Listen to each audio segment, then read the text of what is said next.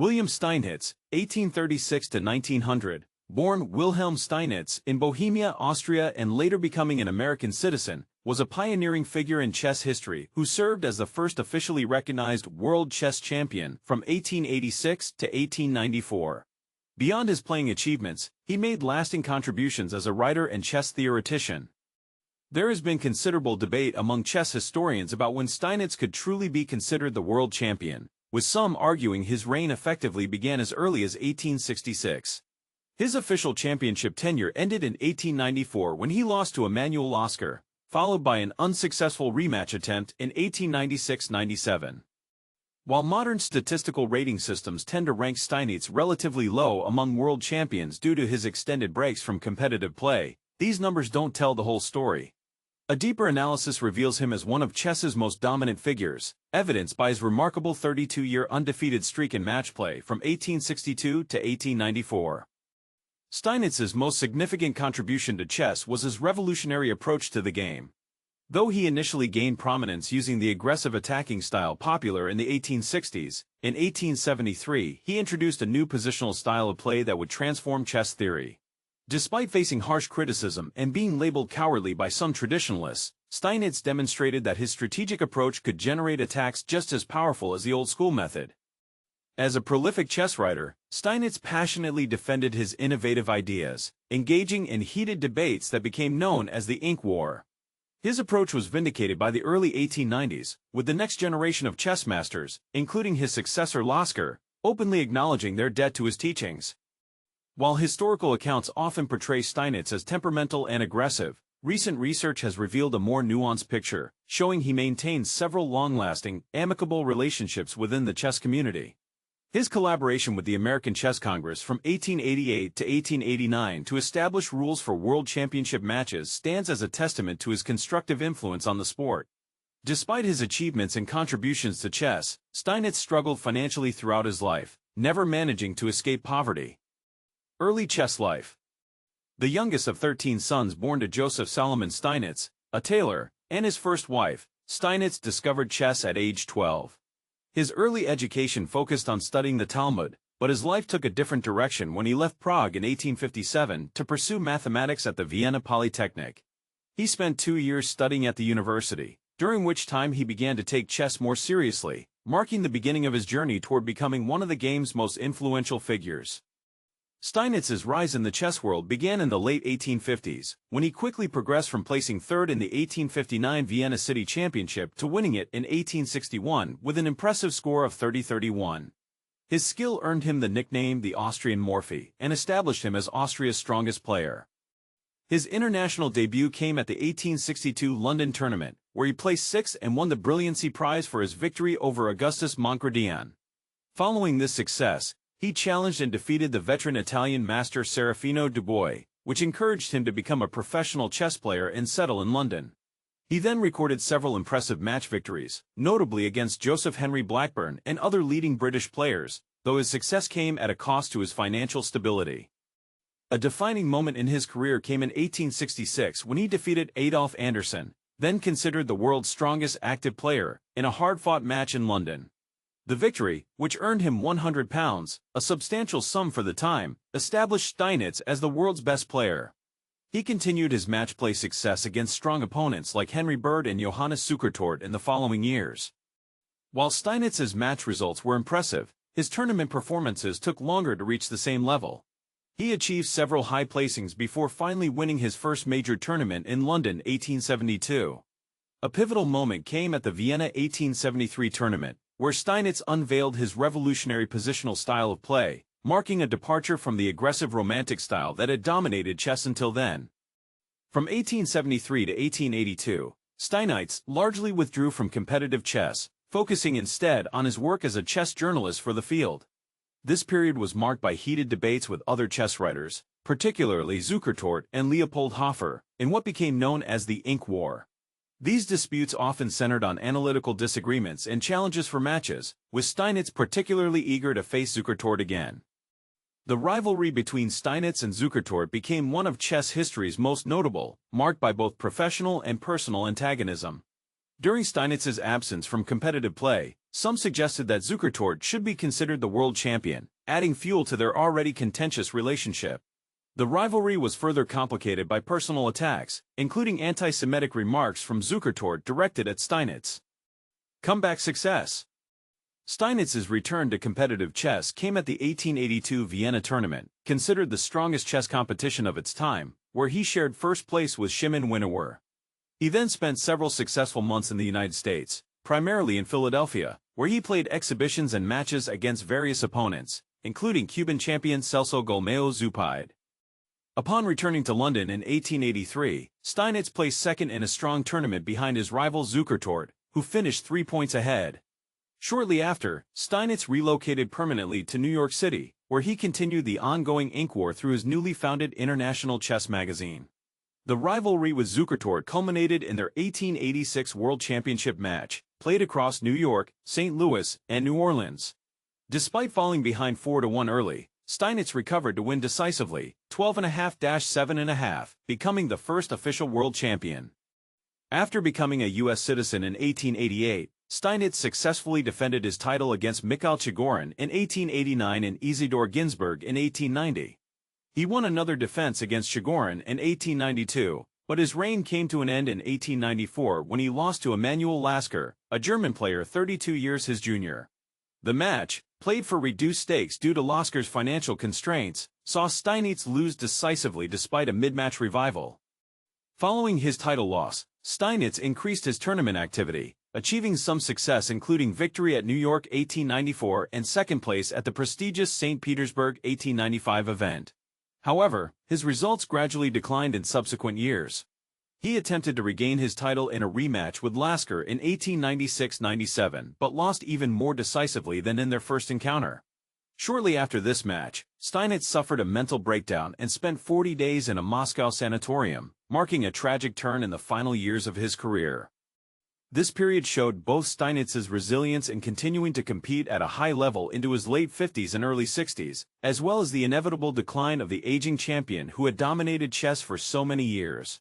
The contrast between his earlier dominance and later struggles, culminating in his mental health crisis, adds a poignant dimension to the story of chess's first official world champion. Controversy on the beginning of Steinitz's success.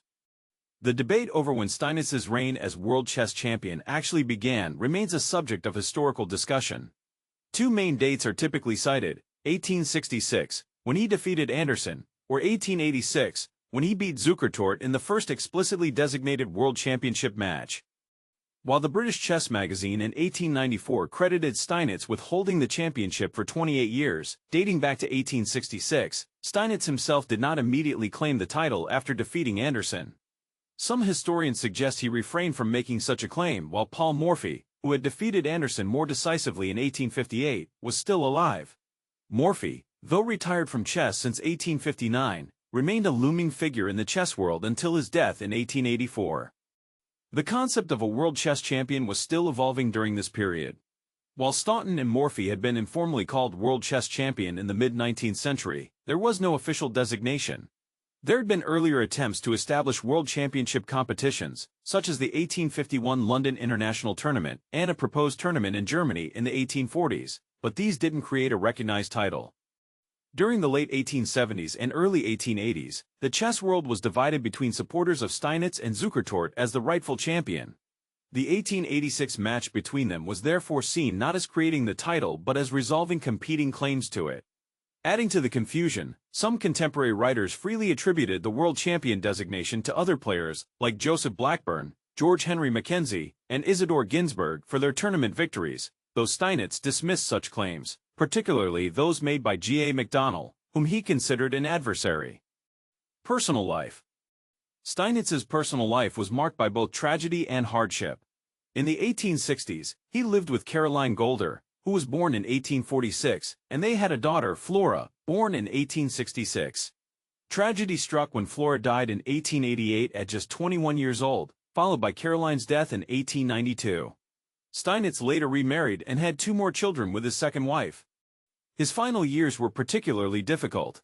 In February 1897, the New York Times erroneously reported his death in a New York mental asylum, foreshadowing his eventual mental health struggles. While some historians suggest he suffered from syphilis, which may have contributed to his mental decline, Steinitz himself attributed his symptoms to mental exhaustion, particularly from his work on an essay advocating for the emancipation of Austrian Jews. Despite his remarkable contributions to chess, Steinitz faced significant financial difficulties throughout his life. He died in poverty on August 12, 1900, after suffering a heart attack while confined at the Manhattan State Hospital on Ward's Island. He was buried in the Cemetery of the Evergreens in Brooklyn, leaving behind his second wife and their 2 young children.